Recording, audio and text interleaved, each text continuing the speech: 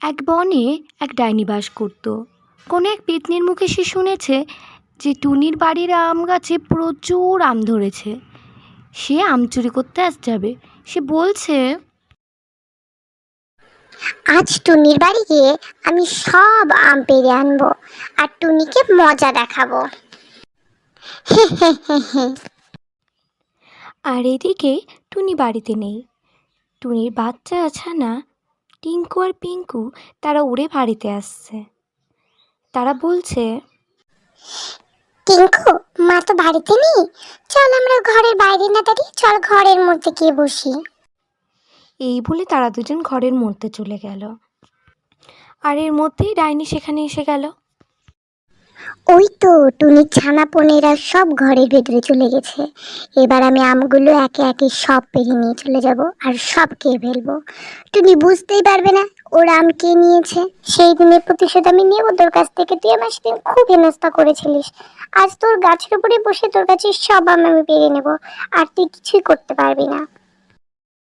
আমগুলো কি মিষ্টি আর কি রসালো, সুন্দর। আমার বড় বড় সব খেয়ে ফেলবো আমি। সব আম নিয়ে নিয়েছি, এবার যাওয়া যাক। কিন্তু ওই তো টুনি আসছে, ও তো আমাকে দেখে নিল। আজ যখন দেখেই নিল, তাহলে ওকে আজ আমি শেষ করে ফেলবো। ডাইনি, কেন তুমি আমার আম গাছের আম চুরি করে খাবে বিনা অনুমতিতে? কেন তুমি খাবে? তোমার সাহস তো কম নয়। তুমি কি মনে করবে আমি না আস্তে আস্তে তুমি সব আম পেরে নিয়ে চলে যাবে? টুনি, তুই কি মনে করছিস তোর হুমকিতে আমি ভয় পেয়ে যাব? তুই ডাইনিকে ভয় দেখাবি? দেখ আমি এখন তোর কি করি, তুই শুধু দেখে যা। এই নে, দেখ তুই এবার ভস্ম হয়ে যাবি, দেখ। নারকেল গাছ, তুমি এই ডাইনির উপরে পড়ে গিয়ে আমার প্রতিশোধটা তুমি পূর্ণ করো তো, আর ওকে মেরে ফেলো।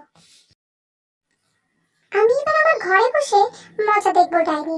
ও কিভাবে মারা যাচ্ছে এবার দেখা যাবে। ও সবসময় বলেন ওকে কি হারাতে পারবেন, এবার দেখা যাবে। আরে টুনি, তুই এটা কি করলি? নারকেল গাছ এবার একা একা উঠে যাবে। উঠে যাক, আমি ফলগুলো নিয়ে ঘরে বাসায় যাই, ছানাদের সাথে খাই। এরপরে টুনি তার ছানাদের সাথে মিলেমিশে একসাথে আনন্দে থাকতে লাগলো তার আম গাছের সঙ্গে।